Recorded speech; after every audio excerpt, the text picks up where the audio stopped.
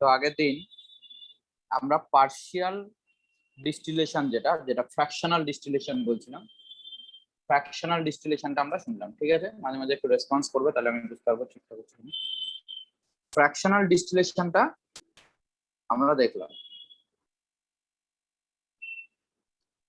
আজকে যেটা দেখব সেটা একই রকম, সেটা হচ্ছে distillation under reduce pressure.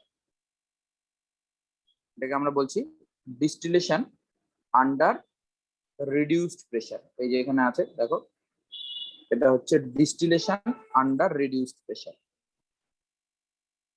Reduced প্রেসারে ডিস্টিলেশন দেখবো কিরকম ব্যাপারটা।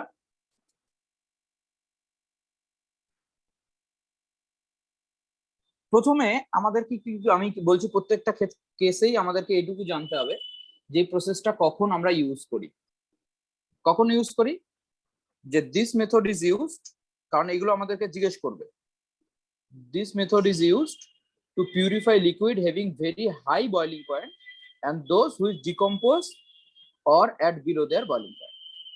মানে এই রকমের আমাদেরকে রিয়েজেন্ট, এই ধরনের কম্পাউন্ডের পিউরিফিকেশনের সময় আমরা এই পদ্ধতিটা ইউজ করব যখন একটা হয়তো তোমার কাছে লিকুইড আছে, তার বয়লিং পয়েন্ট হচ্ছে 1000°C ফর এক্সাম্পল। তাহলে তোমাকে তো সেই টেম্পারেচারটাকে অ্যাচিভ করতে হবে, অত হাই টেম্পারেচার। তাহলে হাই টেম্পারেচার অ্যাচিভ করতে গেলে তো তোমাকে অনেক বেশি এনার্জি খরচ করতে হবে। তাহলে তুমি তো সেটা চাইছো না, তুমি চাইছো কি করে কম এনার্জি খরচ করে আমি সেপারেশন করতে পারি বা পিউরিফিকেশন করতে পারি।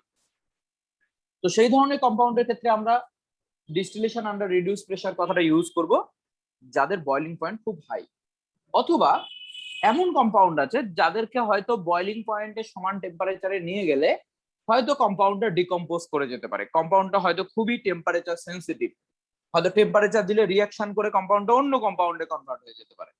তাহলে সেই সমস্ত কম্পাউন্ড গুলোর ক্ষেত্রে আমাদের কম টেম্পারেচারে বয়েল করাতে হবে। এখন আমাকে বলো, বয়লিং পয়েন্ট বলতে কি বোঝো? What is boiling point? কে বলবে বয়লিং পয়েন্ট কাকে বলে?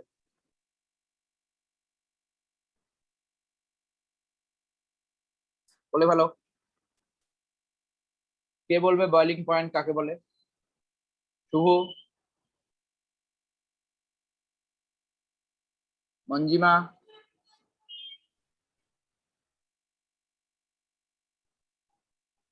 বলো।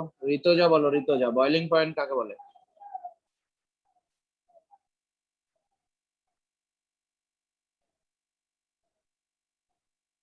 শুনতে পাচ্ছ?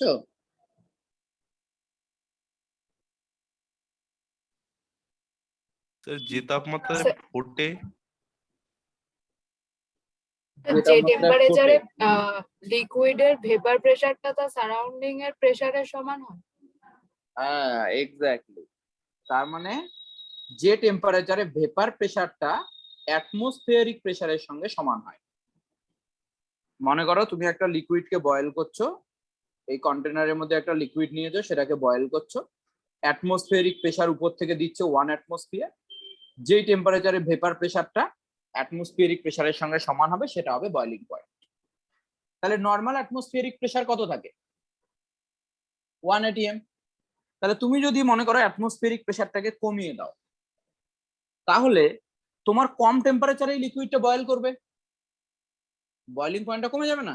কারণ তখন তো তোমার কম ভেপার তৈরি করতে হবে, ভেপার প্রেসার কম লাগবে। তার মানে তোমাকে এখানে টেম্পারেচারও কি দিতে হবে বলো? কম টেম্পারেচার দিতে হবে। তাহলে আমাদের খেয়াল রাখতে হবে যে যদি আমরা সারাউন্ডিং প্রেসারটাকে বা অ্যাটমসফিয়ারিক প্রেসারটাকে যদি আমরা কমিয়ে দিতে পারি, তাহলে আমার বয়লিং পয়েন্টও কমে যাবে। ওই জন্য আমরা যখন হিল স্টেশনে যদি যাই সেখানে বয়লিং পয়েন্ট কম হবে, বা সমুদ্রের ধারে যদি যাই তখন বয়লিং পয়েন্ট বেশি হবে, তাই না?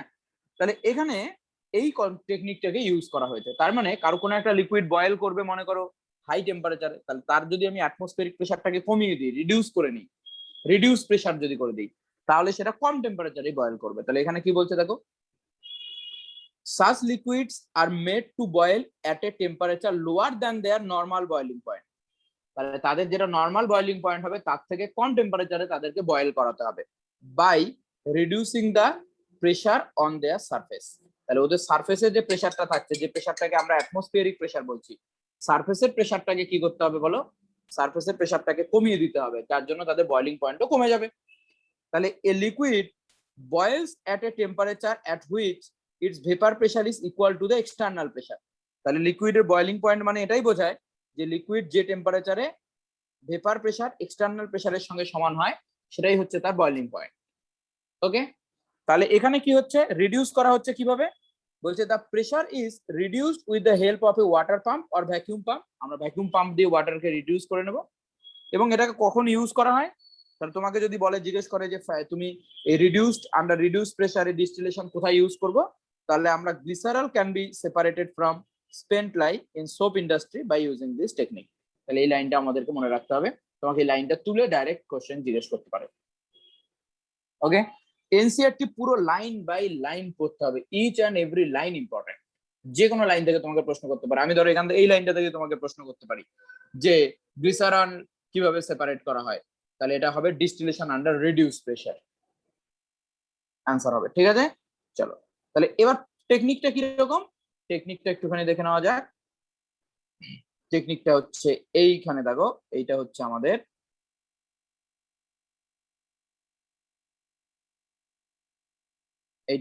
সেটআপ ডিস্টিলেশন আন্ডার রিডিউস প্রেসারের। সেটআপে কি করছে দেখো, এখানে লিকুইডটা নেওয়া হয়েছে, এখানে লিকুইডটা নেওয়া হয়েছে, এখানে লিকুইডটা নেওয়া হয়েছে। লিকুইডটাকে আমরা নিচের দিক থেকে বয়েল করছি, কিন্তু বয়েল করলে লিকুইডটার টেম্পারেচার খুব হাই, হাই টেম্পারেচারে বয়েল করতে পারছে না। তাই আমরা এইখানে কি করছি, একটা ম্যানোমিটার ইউজ করেছি, ভ্যাকুয়াম পাম্প এখানে অ্যাটাচ করেছি। ভ্যাকুয়াম পাম্প অ্যাটাচ করে আমরা প্রেসারটাকে কি করছি, বাইরের দিকে আমরা এয়ারটাকে বের করে নিচ্ছি, যার জন্য এখানে প্রেসার কি হচ্ছে, অ্যাটমসফেরিক প্রেসারের বাইরে যে প্রেসারটা আছে এই প্রেসারটা কমে যাচ্ছে, যার জন্য লিকুইডটা কম টেম্পারেচারেই বয়েল করতে শুরু করবে। এবং কম টেম্পারেচারে বয়েল করলে এখানে আমাদের ওয়াটার আছে, এখানে আমাদের ওয়াটার আছে, এর বাইরে কোল্ড ওয়াটার, একদিক থেকে ওয়াটার ইনলেট, নিচের দিক থেকে সবসময় আউটলেটটা সিঙ্কের দিকে যাচ্ছে ওয়াটার সবসময়, এবং এখান থেকে আমরা আলটিমেটলি লিকুইডটাকে কালেক্ট করছি। তাহলে টেকনিকটা একই রকম, শুধুমাত্র এইখানে এক্সট্রা কি একটা ভ্যাকুয়াম পাম্পকে অ্যাড করা হয়েছে, যে ভ্যাকুয়াম পাম্পটার কাজ হচ্ছে অ্যাটমসফেরিক প্রেসারটাকে রিডিউস করা, যার ফলে বয়লিং পয়েন্ট কমে যাবে। তাহলে এই লাইনটা এখানটা important. Distillation under reduced pressure, a liquid boils at temperature below its vapor pressure by reducing the pressure. তাহলে ভেপার প্রেসারটাকে যখন কমিয়ে দেবো তখন রিডিউস করে যাবে। আর একটা টেকনিক দেখো, এই টেকনিকটা খুবই ইম্পর্টেন্ট, যেটার নাম হচ্ছে স্টিম ডিস্টিলেশন। আচ্ছা, প্রতিটা টেকনিক তোমাদের ক্লিয়ার হচ্ছে কনসেপ্ট? হ্যাঁ স্যার। স্টিম ডিস্টিলেশন টেকনিকটা ভালো করে বুঝবে, স্টিম ডিস্টিলেশন ব্যাপারটা কেমন। আমি তোমাদের আর প্রথমে বোঝাচ্ছি কিরকম। মনে করো একটা লিকুইড আছে, যে লিকুইডের বয়লিং পয়েন্ট খুব বেশি। তাহলে মনে করো তুমি এরকম একটা কন্টেনার নিয়েছো, সেখানে একটা লিকুইড আছে যার বয়লিং পয়েন্ট খুব বেশি। তাহলে এই লিকুইডটা এখানে যে ভেপারটা তৈরি করবে সেটা কম পরিমাণে ভেপার তৈরি করবে। মনে করো আমি একটা এর হয়তো ভেপার বয়লিং পয়েন্ট মনে করো 500 ডিগ্রি সেন্টিগ্রেড। তা আমি যদি 200 ডিগ্রি সেন্টিগ্রেডে এটাকে নিই, রিডিউস প্রেসারে এটাকে করতে পারছি না। মনে করো রিডিউস প্রেসার আমাদের ইউজ করব না, তার জন্য আরেকটা পদ্ধতি কি করব দেখো। আমি কি করব, মনে করো এইটা ভেপার, এইটা হচ্ছে লিকুইড, এই লিকুইডের ভেপারটা উপরে আছে। এবার আমি কি করছি, এই লিকুইডের মধ্যে আমি এইখানে এমন ভাবে একটা পাম্প লাগাচ্ছি, মানে একটা নল লাগিয়ে দিয়েছি, যার মধ্যে দিয়ে ওয়াটার ভেপারকেও পাস করাচ্ছি। তাহলে এর মধ্যে ওয়াটার ভেপারও থাকবে। তাহলে বলো তো এখন ভেপার প্রেসারটা কি হবে, এখন ভেপার প্রেসারটা হয়ে যাবে partial pressure of the liquid plus partial pressure of water. এটুকু বুঝতে পেরেছি না পারিনি? কি বললাম বুঝতে পেরেছো?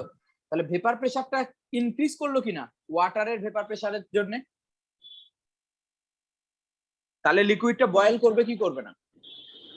ভেপার প্রেসারটা যেই অ্যাটমসফিয়ারিক প্রেসারের সঙ্গে সমান হয়ে যাবে, লিকুইডটা বয়েল করতে শুরু করবে। তার মানে লিকুইডের জন্য যেটা প্রেসার সেটা কমই থাকলো, কিন্তু ওয়াটারের ভেপার প্রেসারটা ওভারঅল টোটাল ভেপার প্রেসারটা সারফেসের উপরে যে ভেপার প্রেসারটা আছে সেটাকে ইনক্রিজ করিয়ে দিল, যার জন্য আমার ওভারঅল কি হয়ে গেল বলো, ভেপার প্রেসারটা অ্যাটমসফিয়ারিক প্রেসারের সঙ্গে সমান হয়ে গেল। তাহলে লিকুইডটা বয়েল করতে শুরু করবে। তাহলে আমি এটা কখন ইউজ করতে পারবো? তাহলে আমি তো এই ভেপারটাকে কালেক্ট করব কনডেন্স করার পরে। তাহলে ভেপারটাকে যখন আমি কালেক্ট করব তখন আমার কাছে কম্পাউন্ডটাও থাকবে প্লাস ওয়াটারও থাকবে, আমার কাছে কম্পাউন্ডটাও থাকবে প্লাস এর উপরের লেয়ারে ওয়াটারও থাকবে ফর এক্সাম্পল। তার মানে আমাকে এমন ধরনের কম্পাউন্ডের ক্ষেত্রে এই পদ্ধতিটা ইউজ করতে হবে যারা ওয়াটারের সঙ্গে মিক্সিবল নয়, মানে ওয়াটারের সঙ্গে মিশে যায় না। ওয়াটারের সঙ্গে মিশে গেলে তখন আবার ওয়াটারকে সেপারেট করার জন্য আর একটা টেকনিক ইউজ করতে হবে। এমন টেকনিক ইউজ করবো যেটা ওয়াটারের সঙ্গে সেপারেট নয়।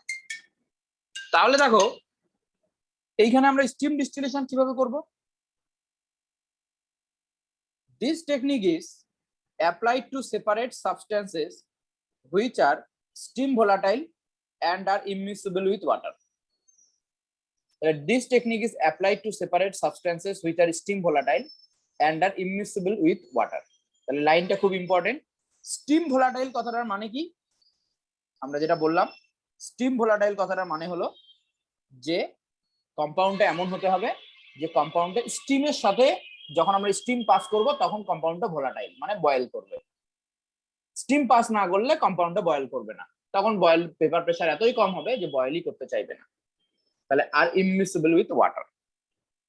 In steam distillation, steam from a steam generator is passed through the heated flask. যে heated flask থাকবে তার মধ্যে স্টিম পাস করাবো আমরা, containing the liquid to be distilled.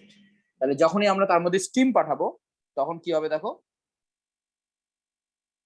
the mixture of the steam and the volatile organic compound is condensed and collected.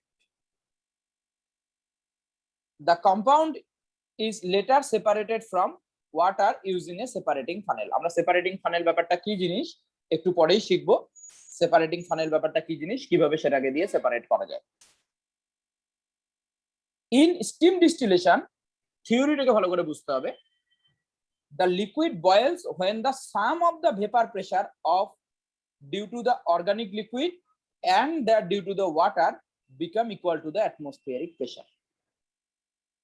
তার মানে যেটা vapour pressure সেটা লিকুইডের ভেপার প্রেসার, যে অর্গানিক আমরা যে অর্গানিক লিকুইডটা নিচ্ছি তার ভেপার প্রেসার প্লাস ওয়াটারের ভেপার প্রেসারের সঙ্গে সমান হবে, ওয়াটারের প্রেসারের সঙ্গে সমান হবে। তাহলে in steam of vapour pressure due to the in steam distillation the liquid boils when the sum of the vapor pressure due to the organic liquid P1 and due to the water P2 become equal to the atmospheric pressure. atmospheric প্রেসারের সঙ্গে যখন সমান হয়ে যাচ্ছে তখন লিকুইডটা boil করবে। since P1 is lower than P, কারণ এখানে তো P1 টা তো লোয়ার, P1 টা কার? P1 টা হচ্ছে কম্পাউন্ডের ভেপার প্রেসার আর P2 টা হচ্ছে ওয়াটারের ভেপার প্রেসার। তাহলে টোটাল ভেপার প্রেসারটা কিন্তু P1 এর থেকে বেশি হবে। The organic liquid vaporizes at lower temperature. The organic liquid vaporizes at lower temperature than the boiling point. Hello, কে বলছেন? কে? আপাতত আমি ক্লাস নিচ্ছি, আমি ক্লাসে পরে ফোন করছি।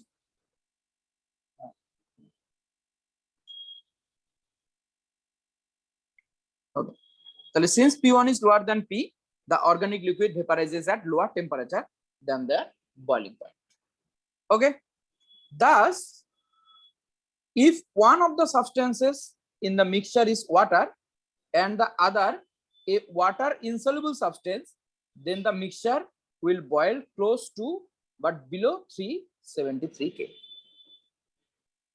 তুমি ভাবো ওয়াটার যদি শুধু বয়েল করতো তাহলে 100 ডিগ্রি সেন্টিগ্রেডে বয়েল করতো, তাহলে 100 ডিগ্রির কম টেম্পারেচারে বয়েল করবে স্টিম ডিস্টিলেশনের সময়, কারণ যেটা অর্গানিক সাবস্টেন্স আছে তার তো কম বয়েলিং পয়েন্ট, সেটা তো কম টেম্পারেচারে বয়েল করবে 100 ডিগ্রি, ওয়াটারে বেশি টেম্পারেচারে বয়েলিং করছে। তাহলে a mixture of water and the substance is obtained which can be separated by using separating funnel. Aniline is separated by this technique from aniline water mixture. তাহলে কনসেপ্টটা ভালো করে মনে রাখতে হবে। এই টেকনিকে কাকে সেপারেট করা হয় তোমাকে কোশ্চেন জিজ্ঞেস করতে পারে। তাহলে aniline is separated from aniline water mixture by steam distillation method. এই লাইনগুলো কিন্তু কোশ্চেন এক একটা, খুব মনোযোগ দিয়ে শুনবে, এই লাইনগুলো কিন্তু এক একটা কোশ্চেন হয়ে গেল। প্রতিটা লাইন কিন্তু একটা একটা করে কোশ্চেন, এবং এই কোশ্চেন গুলো থেকে একটা কোশ্চেন থাকবেই। এখানে এই জায়গাটা ভালো করে পড়লে একটা 4 নম্বরের কোশ্চেন কমন পাওয়া যাবে, ওই জন্য এই জায়গাটা একটু ভালো করে বারবার করে পড়বে, তাহলে কমন পাওয়া যাবে। টেকনিকের একটু ছবিটা দেখে নেওয়া যাক। ছবিটা দেখো।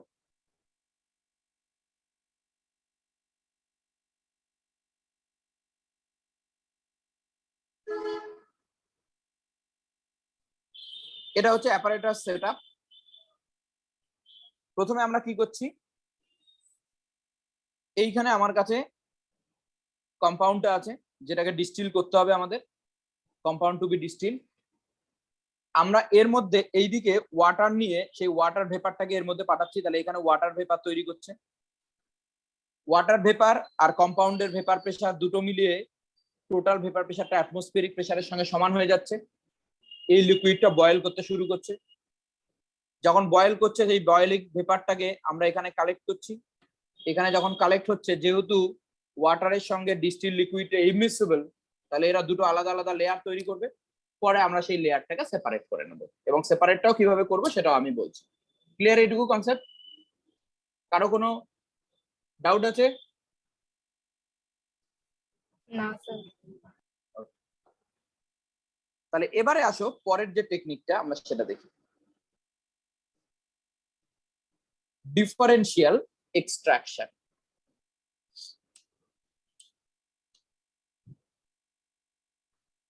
ডিফারেন্সিয়াল এক্সট্রাকশন খুবই ইম্পর্টেন্ট কনসেপ্ট। তোমাকে আমি বুঝিয়ে দিচ্ছি, ভালো করে মনোযোগ দিয়ে শুনবে। ডিফারেন্সিয়াল এক্সট্রাকশন ব্যাপারটা কি জিনিস।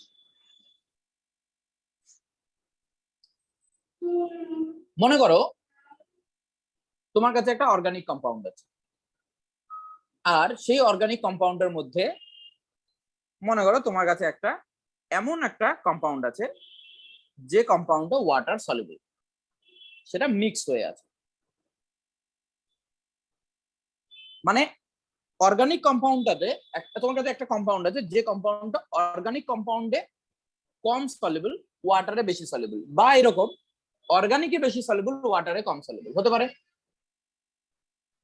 তো মনে করো তুমি একটা অর্গানিক কম্পাউন্ড নিলে, তাহলে when an organic compound is present in an aqueous medium, তাহলে একটা অর্গানিক কম্পাউন্ড যেটা অ্যাকুয়াস মিডিয়ামে প্রেজেন্ট আছে, তাহলে অ্যাকুয়াস মিডিয়ামে তো সেই অর্গানিক কম্পাউন্ডটা থাকতে চায় না, সে তো চায় অর্গানিক মিডিয়ামে চলে যেতে। It is separated by shaking it with organic solvent. একে ওর মধ্যে ওই অ্যাকুয়াস কম্পাউন্ডের মধ্যে, অ্যাকুয়াস যে মিডিয়ামটা আছে যার মধ্যে অর্গানিক কম্পাউন্ডটা আছে, তার মধ্যে আমি অর্গানিক একটা কম্পাউন্ডকে ঢেলে দেবো, অর্গানিক সলভেন্ট একটা ঢেলে দেবো, in which it is more soluble than water. টেকনিকটা ভালো করে বুঝবে। এইরকম একটা ফানেল পাওয়া যায়, যেটা ছবি পরের পাতায় আছে, তোমরা দেখে নাও, আমি এখানে আঁকছি কারণ এখানে বোঝাচ্ছি তাই।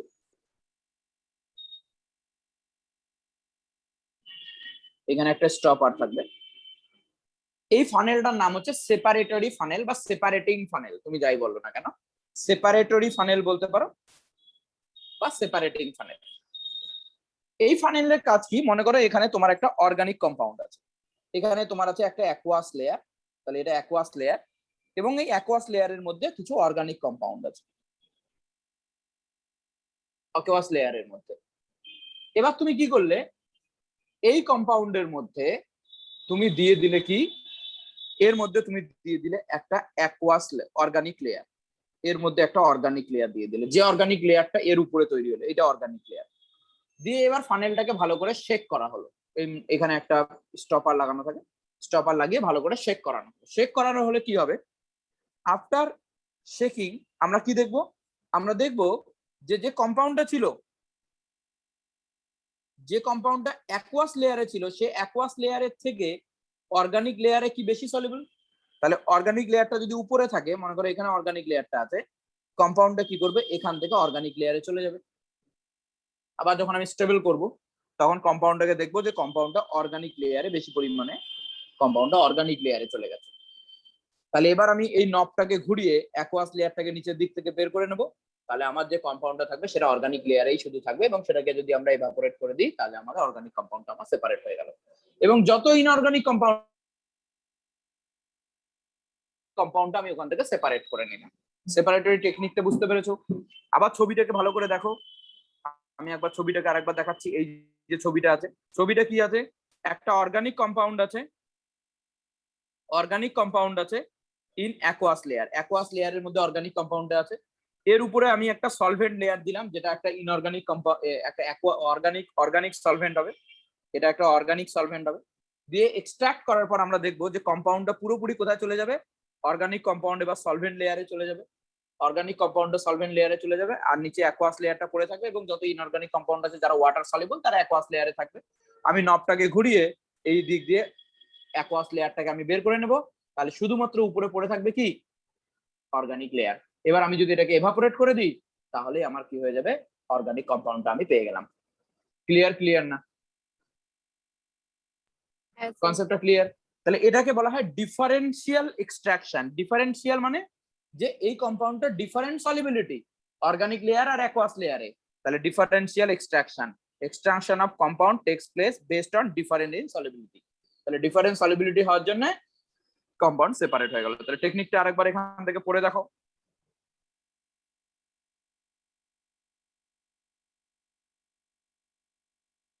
কি বলছে?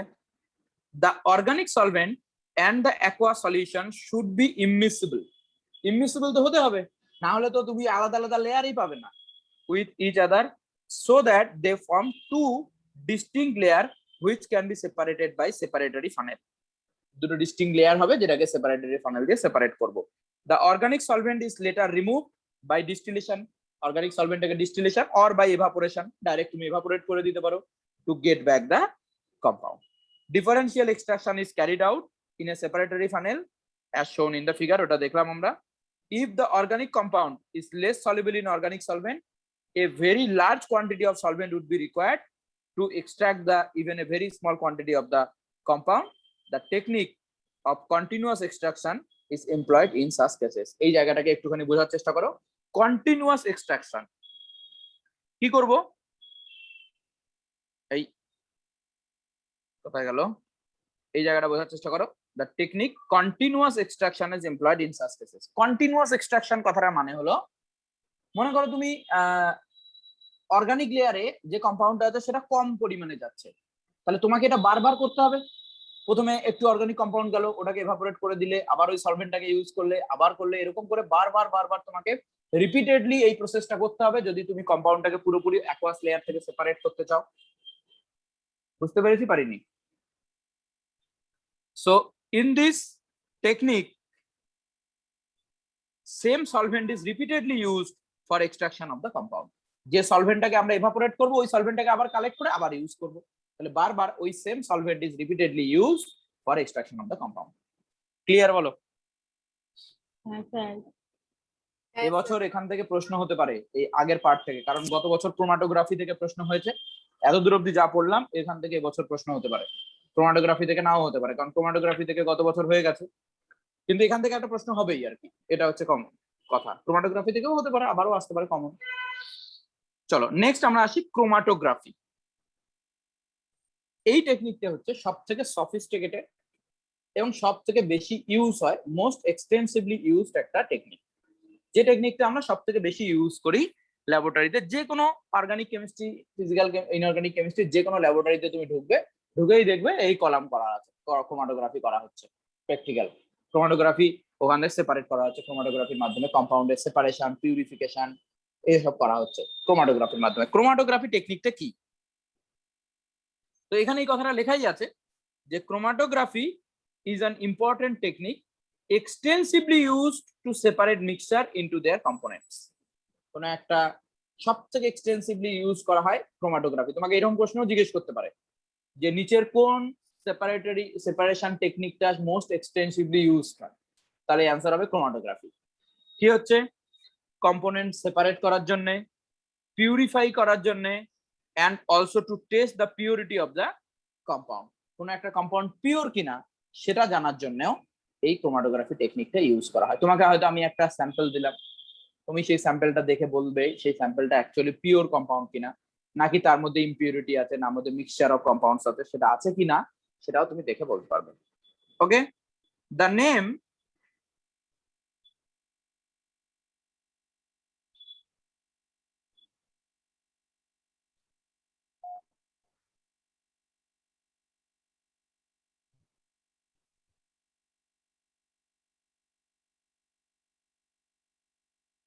ক্রোমাটোগ্রাফি কথাটা আমরা ক্রোমাটোগ্রাফি কেন বলছি?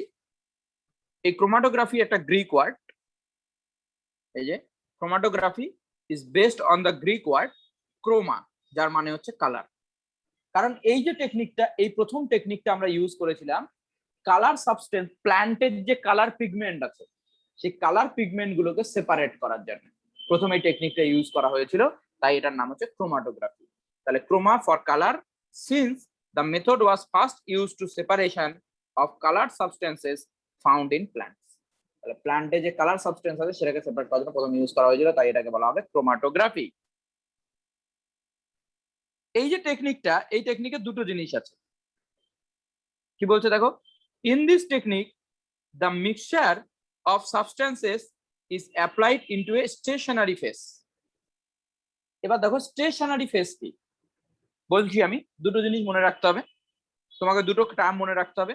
একটা টার্ম হচ্ছে স্টেশনারি ফেস, আর একটা টার্ম হচ্ছে যেটা হতে পারে একটা সলিড বা লিকুইড স্টেশনারি ফেসটা, আর একটা হচ্ছে solvent, a pure solvent or a mixture of solvent or a gas, যেটাকে বলা হবে, এখানে লেখা আছে কি, মোবাইল ফেস বা মুভিং ফেস। তাহলে এটা কি হচ্ছে দেখো, একটা স্টেশনারি ফেস হবে, একটাকে স্টেশনারি ফেস থাকবে, কি বলছি ব্যাপারটা ভালো করে শুনবে। একটা স্টেশনারি ফেস থাকবে যেটা একটা সলিড বা লিকুইড হতে পারে, অথবা আর একটা ফেস থাকবে যেটা হবে একটা পিওর সলভেন্ট অথবা একটা মিক্সচার অফ সলভেন্ট অথবা গ্যাস। যখন গ্যাস হয় তখন ক্রোমাটোগ্রাফিটাকে বলা হয় গ্যাস ক্রোমাটোগ্রাফি। যাই হোক, is allowed to move slowly over the stationary phase. Mobile ফেসটা যেটা, সেটা মুভ করবে, কার উপরে মুভ করবে, স্টেশনারি ফেজের উপর দিয়ে মুভ করবে। The component of the mixture gets gradually separated, এবং যে মিক্সচারের কম্পোনেন্ট থাকবে সেটা গ্রাজুয়ালি সেপারেটেড হবে from one another. The moving phase is called the mobile phase. আমরা এই দুটো কনসেপ্টে আবারও আসছি, কোনটাকে আমরা বলছি মুভিং মোবাইল ফেস আর কোনটাকে আমরা বলছি স্টেশনারি ফেস। এই দুটো কনসেপ্টে আমরা একটুখানি পরেই আসছি। এখানে আছো, এর প্রিন্সিপাল দুটো আছে। ক্রোমাটোগ্রাফিতে যে দুটো প্রিন্সিপাল ইউজ করা হচ্ছে তার জন্য ক্রোমাটোগ্রাফিটাকে আমরা দুটো ক্লাসিফাই করেছি, দুটো ভাগে, ইনটু ডিফারেন্ট ক্যাটাগরিজ। তার মধ্যে একটা হচ্ছে অ্যাডজর্পশন ক্রোমাটোগ্রাফি আর একটা হচ্ছে পার্টিশন ক্রোমাটোগ্রাফি। গত বছরের কোশ্চেন ছিল পার্টিশন ক্রোমাটোগ্রাফি থেকে, এবছর হয়তো অ্যাডজর্পশন ক্রোমাটোগ্রাফি, তাহলে ইম্পর্টেন্ট অ্যাডজর্পশন ক্রোমাটোগ্রাফি আমাদেরকে ভালো করে পড়তে হবে। গত বছরে পার্টিশন ক্রোমাটোগ্রাফি থেকে কোশ্চেন ছিল একটা। তো অ্যাডজর্পশন ক্রোমাটোগ্রাফি অ্যান্ড পার্টিশন ক্রোমাটোগ্রাফি, ব্যাপারটা ভালো করে বুঝবে। প্রথম আছে অ্যাডজর্পশন ক্রোমাটোগ্রাফি। অ্যাডজর্পশন ব্যাপারটা আমরা সবাই জানি কি জিনিস, সারফেস কেমিস্ট্রিতে আমরা পড়েছি। মনে করো তোমার কাছে এরকম একটা সলিড সারফেস আছে, এটা একটা সলিড সারফেস, আমি সারফেসটা বলছি এরকম সারফেসটা, এটা সারফেসটা সাইড থেকে দেখছি। তোমার কাছে দুটো কম্পাউন্ড আছে, একটা ব্ল্যাক কম্পাউন্ড আর একটা রেড কম্পাউন্ড, না একটা অন্য কালার নেই, ব্ল্যাক আর ব্লু, এই দুটো কম্পাউন্ড একসঙ্গে মিক্সচার অবস্থায় আছে। এই কম্পাউন্ডটা, দুটো কম্পাউন্ড যদি আলাদা হয় তাদের এই যে সারফেসটার উপরে অ্যাডজর্পশন, এটা আলাদা হবে কিনা, অ্যাডজর্পশনটা মানে অ্যাট্রাকশনটা আলাদা হবে কি হবে না, আলাদা হবে। এবার আমি কি করছি, নিচের দিক থেকে একটা সলভেন্টকে পাস করাচ্ছি, এই সলভেন্টটা এই কম্পাউন্ড দুটোকে নিয়ে উপরের দিকে উঠবে, সলভেন্টটা কম্পাউন্ড দুটোকে নিয়ে উপরের দিকে উঠবে। যে সলভেন্টটা নিয়ে উঠবে এইটাকে আমরা বলছি, যে সলভেন্টটা আমরা এখানে পাস করাচ্ছি এই সলভেন্টটাকে আমরা কি বলবো, মোবাইল ফেস, কারণ এটা মুভ করছে, মোবাইল ফেস।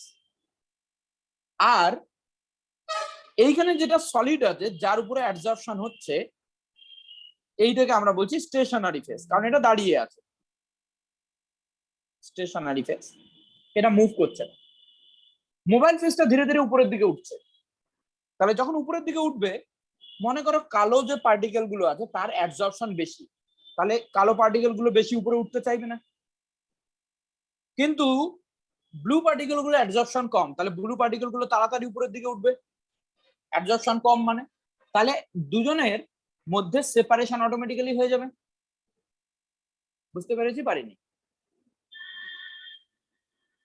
কালো পার্টিকেল গুলো সলিডে বেশি করে অ্যাডজর্বড হয়ে আছে, তাহলে কালো পার্টিকেল গুলো উপরে উঠতে চাইবে না, ও অ্যাবজর্ব হয়ে আছে বেশি করে, strongly bonded.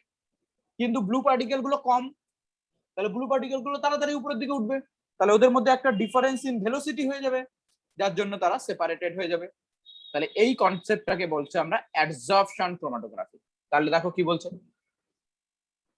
অ্যাডজর্পশন chromatography is based on the fact that different compounds are adsorbed on an adsorbent to different degrees. Different compound এর ক্ষেত্রে different adsorption হবে। Commonly used adsorbent are silica gel and alumina. তাহলে লাইনটা খুব ভালো করে মনে রাখতে হবে, অ্যাডসর্বেন্ট হিসেবে সবথেকে কমনলি কি ইউজ করি আমরা, কমনলি ইউজড অ্যাডসর্বেন্ট হচ্ছে সিলিকা জেল আর অ্যামোনিয়া। সিলিকা জেল আর অ্যামোনিয়া আমরা কমনলি ইউজ করি। এরপরে পয়েন্টটা কি বলছে দেখো, when a mobile phase is allowed to move over a stationary phase, যেটা স্টেশনারি ফেস আছে তার উপর দিয়ে যখন একটা মোবাইল ফেসকে আমরা মুভ করতে দেব, the components of the mixture move by varying distance over the stationary phase. তাহলে যে কম্পোনেন্ট যে ডিফারেন্ট কম্পাউন্ডের আছে, মিক্সচারের আছে, সেই মিক্সচারের যে কম্পোনেন্ট গুলো থাকবে তারা ডিফারেন্ট ভেলোসিটিতে বা ডিফারেন্ট ডিস্টেন্স মুভ করবে। ফলোইং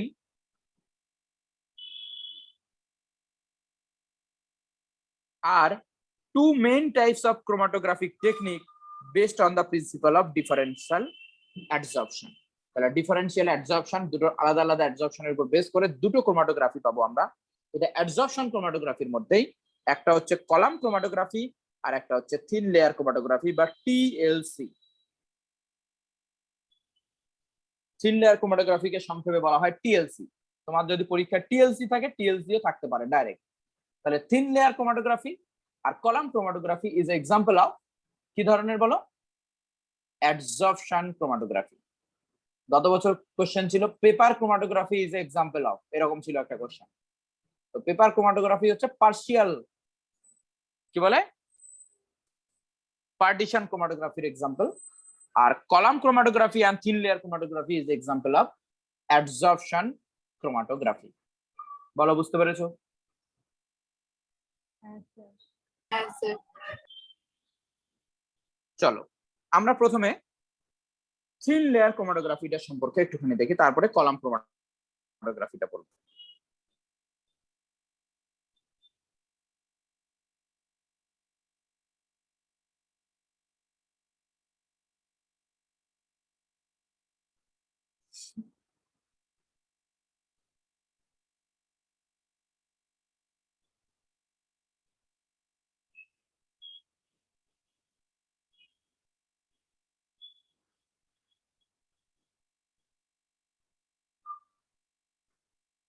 তাহলে প্রথমে আসবে আমাদের থিন লেয়ার ক্রোমাটোগ্রাফি।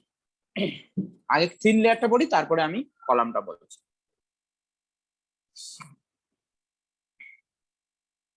কি বলছে দেখো, থিন লেয়ার ক্রোমাটোগ্রাফি, এটাকে বলছে thin layer chromatography is another type of adsorption chromatography. এটা একটা adsorption chromatography which involves separation of substances of a mixture over a thin layer of adsorbent coated with glass plate. কি হবে ভালো করে শোনো, এইরকম একটা গ্লাস প্লেট নেওয়া হবে, এই যে প্লেটটা নেওয়া হয়েছে এরকম একটা গ্লাস প্লেট, এর উপরে খুব পাতলা একটা লেয়ার তৈরি করা হবে সিলিকা জেল বা অ্যালুমিনিয়াম। তাহলে এখানে কতটা লেয়ার হবে, a thin layer about 0.2 mm thick of an adsorbent like silica gel বা aluminium is spread over the glass plate. Glass প্লেটের উপরে সুন্দরভাবে ছড়িয়ে রাখা হবে of suitable size. The plate is known a thin layer chromatography plate or chroma plate. এই প্লেটটাকে বলা হবে ক্রোমা প্লেট। ওকে, এবার কি করা হবে,